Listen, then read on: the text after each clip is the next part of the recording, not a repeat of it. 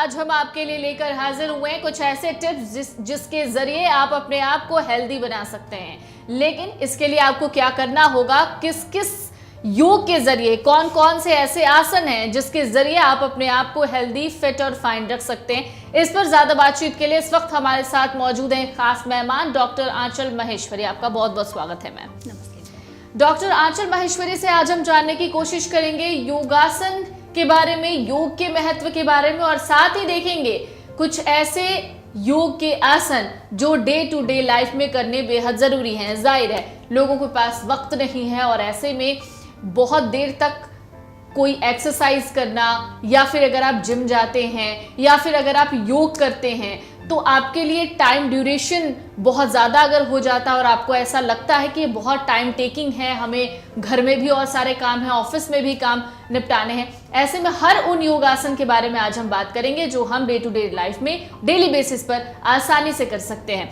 Doctor आंचल, सबसे पहले मैं आपसे जानना चाहूँगी कि अगर हम ऑफिस में काम कर रहे हैं उस दौरान हम ऐसे कौन से आसन कर सकते हैं योग के जो स्ट्रेस रिलीवर भी हो और हमारी बॉडी के लिए भी अच्छा हो?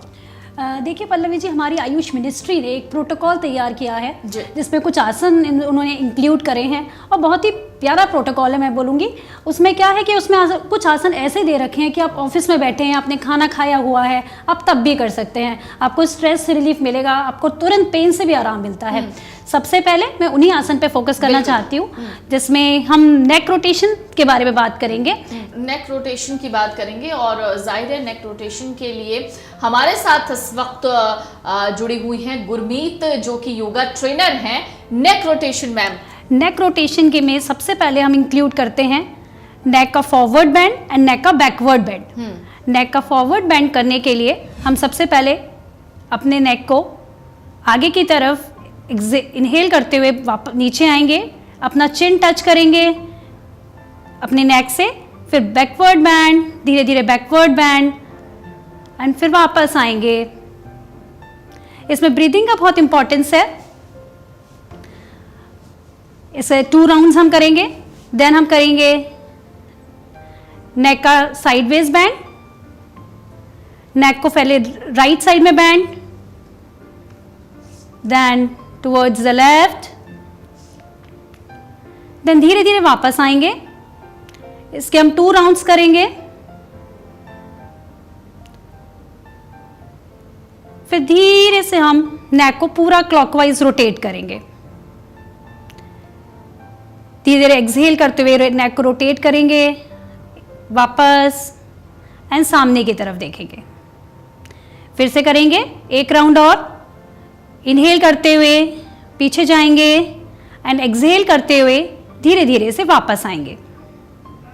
ये वो आसन है जो हमें ऑफिस में बैठे हैं, हमारी नेक टायर्ड है, घंटों घंटों में ऑफिस में बैठ के काम करना पड़ रहा है, तो हम ये आसन परफेक्टली कभी भी कर सकते हैं। मैम कई बार ये देखने को मिलता है कि अगर हम स्ट्रेट पोजीशन में बैठकर काम कर रहे हैं या फिर सिस्टम पे काम कर रहे हैं, ऐसे में हमारे नेक में पीछे स्पाइंस में बहुत प्रॉब्लम होती है, दर्द होता है और शायद कभी कभी तकलीफ इतनी बढ़ जाती है कि मुड़ता भी नहीं गला। ऐसे में क्या ये आसन काम करेगा? देखिए, अगर आपको बहुत ज़्यादा एक्यूट पेन है, बहुत सीवियर पेन हो रहा है, तो आपको बहुत ज़्यादा बैकवर्ड बैंड या बहुत ज़्यादा फॉरवर्ड बैंड नहीं करना चाहिए। एक अपनी बॉडी की क्षमता के अनुसार जितनी आपकी बॉडी अलाउ कर रही है आपको केवल उतना करना चाहिए। अननेसेसरली ट्विस्टिंग या ये सब चीज़ें करना हार्मफुल हो सकता है। हमें कुछ प्रिकॉशनरी मेजर्स रखने चाहिए, लाइक पिलो नहीं लगाना है, या धीरे धीरे हमें नेक को forward like pressure, anti pressure देना है। जैसे आप नेक को अपने दोनों हैंड्स को इंटरलॉक करेंगे, नेक के पीछे ले जाएंगे, अंदर प्रेशर देंगे, जैसे अभी शायद हम देख सकते हैं राइट। इस तरह से प्रेशर देंगे, पाम से हेड पर, हेड से हैंड पर। ये भी आप आराम से ऑफिस में बैठे हैं, घर में कामकाजी महिलाएं हैं, बच्चों को पढ़ा रही हैं या सिलाई का काम कर रही हैं, तो वो आराम से इसको बीच में ज़रूर करें। इसी के साथ हम थोड़ा सा शोल्डर रोटेशंस और देखेंगे लाइक दिस। 5 टाइम्स हम इसके राउंड्स करेंगे स्लोली स्लोली। हमें कोई जर्क्स नहीं देने हैं, clockwise and similarly anti clockwise. एक बहुत ही इंपॉर्टेंट और आसन हम करके देखते हैं। अपने फिंगर टिप्स को शोल्डर्स पे रखेंगे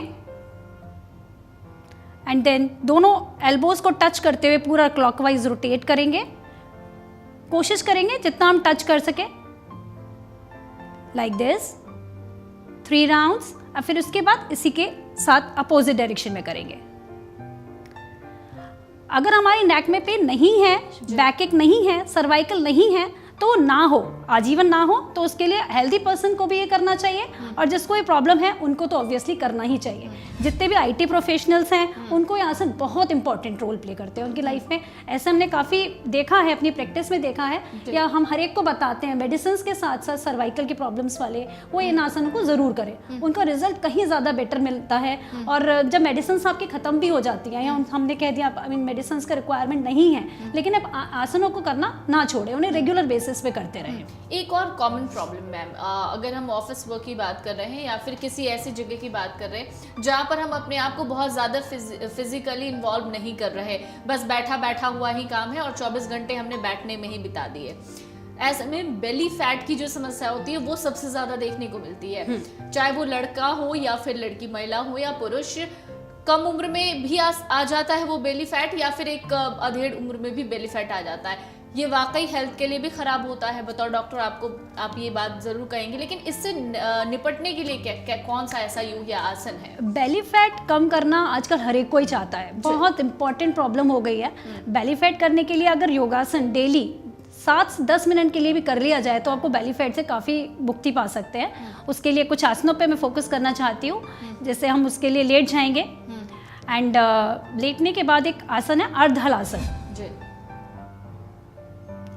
अर्धहलासन में हम लाई डाउन हो जाते हैं एंड लेग्स को 30 डिग्रीज पर राइज करते हैं। इसको यहाँ पर उत्तान पादासन बोलते हैं। उत्तान पादासन भी बहुत इंपॉर्टेंट रोल प्ले करता है। फिर धीरे से वापस आएंगे, दिस इज द उत्तान पादासन।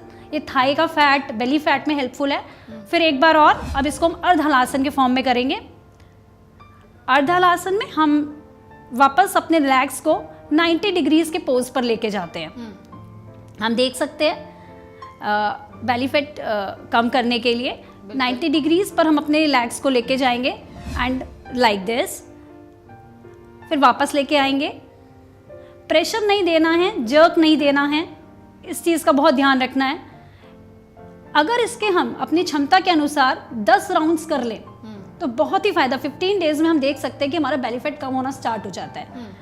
आपके बेली पे टोनिंग आती है, मसल्स जो लूज हो जाती है। यूजुअली आफ्टर प्रेगनेंसी फीमेल्स के प्रॉब्लम्स होती ही है कि बेली फैट की मसल्स आपकी काफ़ी लूज हो जाती हैं। तो इस आसन को करने से काफ़ी आपका बेली फैट कम होता है। ये ध्यान रखना चाहिए कि हमें ये आसन फूड इनटेक के बाद नहीं करना है। फूड अगर आपका है, आपको एम्प्टी स्टमक ही इस आसन को करना चाहिए। मेंस्ट्रुएशन में, पीरियड्स के दिनों में हमें नहीं करना चाहिए। हर्निया का प्रॉब्लम है, वो कॉन्ट्राइंडिकेशंस हैं, हमें तब ये प्रॉब्लम में नहीं करना चाहिए। अगर आपको शियाटिका का प्रॉब्लम है, लोअर बैक एक है, तब इस अर्धहलासन को हमें नहीं करना चाहिए। कुछ प्रिकॉशनरी मेजर ज़रूर हैं, बट लेकिन बेली फैट की हम बात करें, दिस इज़ द परफेक्ट आसन। एक और आसन इसी में मैं और बताना चाहूँगी, लैग रोटेशन। लैग रोटेशन में हम लेग्स को रेज करते हैं एंड देन हम रोटेट करते हैं, सर्कल बनाते हैं। इस आसन के बारे में हम इसके बाद देखेंगे मैम, लेकिन एक चीज़ और बहुत ज़्यादा कॉमन है, वो है स्किन की प्रॉब्लम। क्या ऐसे भी योग हैं या कोई ऐसा प्राणायाम या कोई ऐसा तरीका है जिस वजह से स्किन में ग्लो या फिर चेहरा अगर टैन हो जाए या फिर चेहरे पर झुर्रियाँ, झाइयाँ, ये सारी चीज़ें नज़र आए, तो क्या मेडिकेशन से ज़्यादा अच्छा है कि हम योग या फिर प्राणायाम जैसी चीज़ें? बिल्कुल। अब इसके लिए एक प्राणायाम मैं आपको जिक्र करती हूँ। प्राणायाम, शीतली प्राणायाम। देखिए होता क्यों है, जो स्किन रोग है वो मेनली हमारा पित्त रोग की, पित्त दोष की वजह से होता है। हमारे आयुर्वेद में वात, पित्त एंड कफ 3 तरह के दोष बताए गए हैं। जब हमारी बॉडी में पित्त यानी हीट ज़्यादा प्रोड्यूस हो जाती है, वो कॉमनली जंक फूड खाने से, आज के एनवायरनमेंट में केमिकल्स का इंटेक करने से बॉडी में पित्त दोष बढ़ जाता है, जिसकी वजह से पिंपल्स, एक्नी एंड झाइयाँ, जिसको हम ब्लैमिशेस कहते हैं, वो काफ़ी बहुत आम हो जाता है। तो उसके केसेस में हमें शीतली प्राणायाम इज़ अ परफेक्ट पोज। उसमें हमें क्या करना होता है, हम अपने टंग को बाहर निकालते हैं जी। टंग को बाहर निकाल के उसको एक ट्यूब आकृति बनाते हैं और उसको इनहेल करते हैं। मुंह से हमें इनहेल करना है लाइक दिस, एंड नाक से उसको नोस्ट्रल से ब्रेथ को बाहर निकालना है। दिस इज कॉल्ड शीतली प्राणायाम।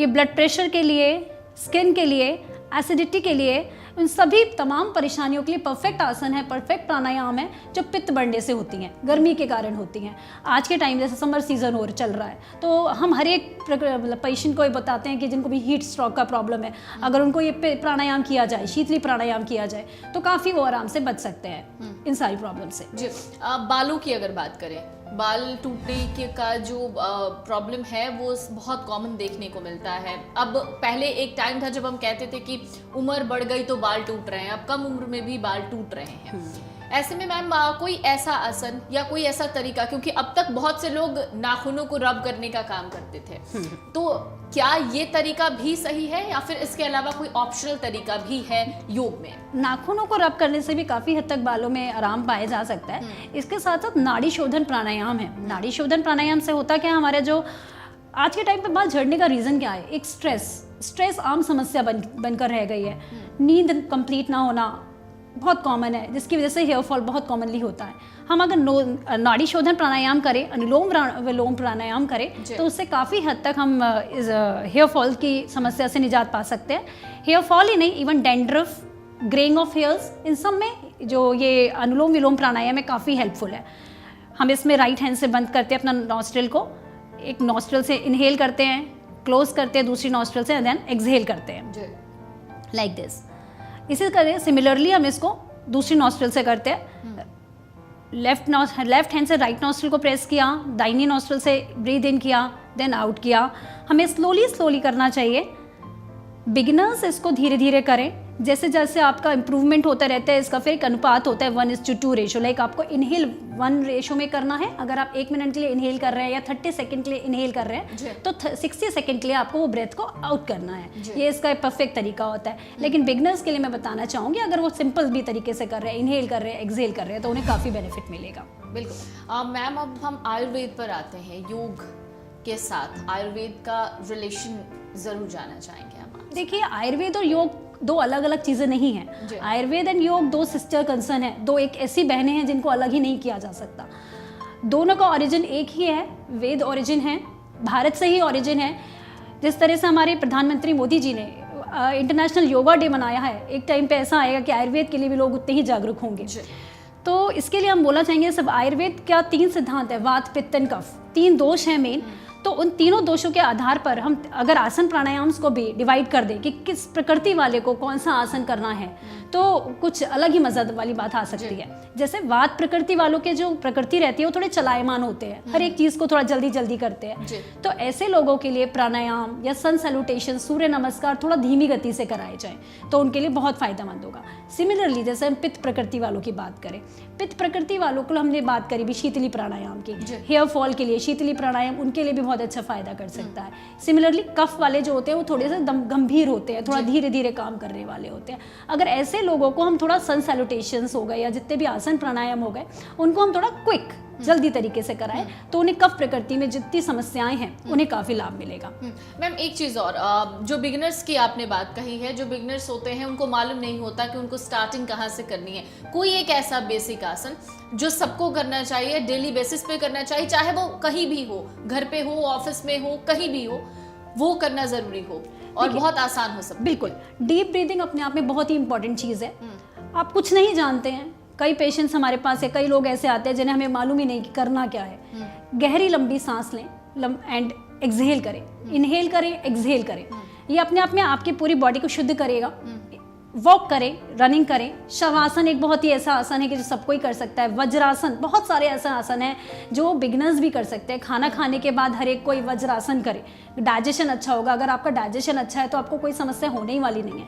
अगर आपके पास मौसम अच्छा नहीं है, आपके पास टाइम नहीं है, हार्डली आप 5 मिनट के लिए खाना खाने के बाद वज्रासन कर लें, तो काफ़ी हद तक आपको सारी चीज़ों में निजात मिलेगा, परेशानियों में। आसन के अलावा मैम अगर बात पानी की करें तो दिन भर में कहते हैं कि पानी सबसे ज़्यादा इंसान को पीना चाहिए। ये डिटॉक्सिकेट करता है शरीर को। तो पानी की जो मात्रा है, जो रेशियो है शरीर में, वो कितना होना चाहिए? पानी का रेशियो, हमारा जो पूरा शरीर है उसमें अधिकतम जो चीज़ है वो पानी ही है। तो पानी हमारे शरीर में बहुत ही इंपॉर्टेंट रोल प्ले करता है। इंसान पानी बिना बिल्कुल खाए बिना रह सकता है, बिना पानी के वो नहीं रह सकता। तो पानी हमें सुबह उठ के सबसे पहले पानी ही पीना चाहिए। 2 गिलास पानी हर एक के लिए, बच्चे हैं उनको, छोटे बच्चे हैं 7-8 साल तक के बच्चे उन्हें 1 गिलास पानी। जैसे जैसे आपकी उम्र बढ़ती है, आपकी एज बढ़ती है, उसके हिसाब से आपको पानी की मात्रा बढ़ानी चाहिए। कहीं कहा जाता है कि बहुत पानी पिए, लेकिन हाँ मैं यहाँ पे बोलना चाहूँगी किडनी डिजीज़ वालों को पानी बहुत ज़्यादा नहीं पीना चाहिए। किडनी पे लोड बढ़ सकता है। आपको एक चिकित्सक की देखरेख में जितनी प्यास लगे उतना पानी पिएं, डिटॉक्सिफाई करते रहें अपनी बॉडी को। और पानी को भी आप थोड़ा सा और बेटर बना सकते हैं, जैसे आप जीरा वाटर पी सकते हैं, मेथी वाटर पी सकते हैं, कुकुम्बर डाल के अल्कलाइन बना के पानी पी सकते हैं। इस तरह से आप पानी को पी सकते हैं। मैम कई दफ़े ये देखने को मिलता है कि किसी की जो हेल्थ होती है ओबेसिटी के शिकार होते हैं, मोटापा बहुत ज़्यादा हो जाता है। ऐसे में बहुत कोशिशें करते हैं, जिम जाते हैं, एक्सरसाइजेस करते हैं। ऐसा कौन सा योग है जो मोटापे से निजात दिला सकता है? जितने भी हमने बेली फैट के काम करे या जो भी बहुत सारे ट्विस्ट है, बॉडी ट्विस्ट है, जैसे हम अभी देख सकते हैं ट्रंक वाला जिसके बेली फैट बहुत ज़्यादा है, या हम कहते हैं साइड फैट बहुत ज़्यादा है, उसको ट्विस्टिंग बहुत फ़ायदा करती है। लाइक हम खड़े हो जाएंगे एंड बॉडी को ट्विस्ट करेंगे, दोनों हैंड्स हमारे बॉडी के पैरेलल रहेंगे एंड दोनों हैंड्स हमारे बॉडी के सामने पैरेलल रहेंगे एंड बॉडी को हम ट्विस्ट करेंगे लाइक दिस। नेक को भी रोटेट करेंगे। साइड में जो साइड का फैट है उसे कम करता है। धीरे से सामने आएंगे, देन फिर से एक्सहेल करते हुए पीछे की तरफ जाएंगे, फिर वापस आएंगे। इस तरह से एक और आसन में उत्तान हस्तपादासन में बताती हूँ। हस्तपादासन, इसमें हम हैंड्स को इंटरलॉक करके बैकवर्ड पीछे की तरफ सामने जाते हैं। हाँ, फिर आगे टच करते हैं, फ्लोर को टच करते हैं लाइक दिस। बेली फैट कम करने के लिए बहुत अच्छा आसन है, एज वेल एज ओबेसिटी को कम करता है। फिर वापस आएंगे। हस्तपादासन के बाद हमें एक बार बैकवर्ड बेंडिंग ज़रूर करना चाहिए। कुछ आसन अगर हमारे से गलत हो गया है इसमें, या तो कुछ ऐसे आसन है उसका हमें ज़रूर ध्यान रखना चाहिए, जैसे बैकवर्ड बेंडिंग। जब भी हम हस्तपादासन करें तो हम अर्धचक्रासन, इसे अर्धचक्रासन कहा जाता है, ये ज़रूर करें। हमें इन चीज़ों को ज़रूर ध्यान रखना चाहिए कौन से आसन किसके पूरक है। लाइक हमने फॉरवर्ड बेंड किया, हमने हस्तपादासन किया, तो हमें बैकवर्ड बेंड भी ज़रूर करके दिखाना है।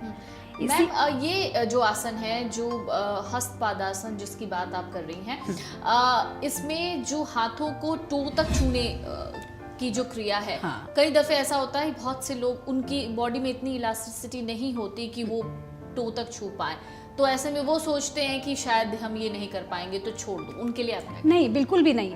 ऐसा हो सकता है कि हमारी इनिशियली प्रॉब्लम है कि हम नहीं जा पा रहे हैं, लेकिन अभ्यास, योगा को अभ्यास कहा गया है, हमेशा इसके लिए बोला गया योग अभ्यास। निरंतर करते रहने से आप एक दिन ज़रूर आएगा कि इसको छू लेंगे।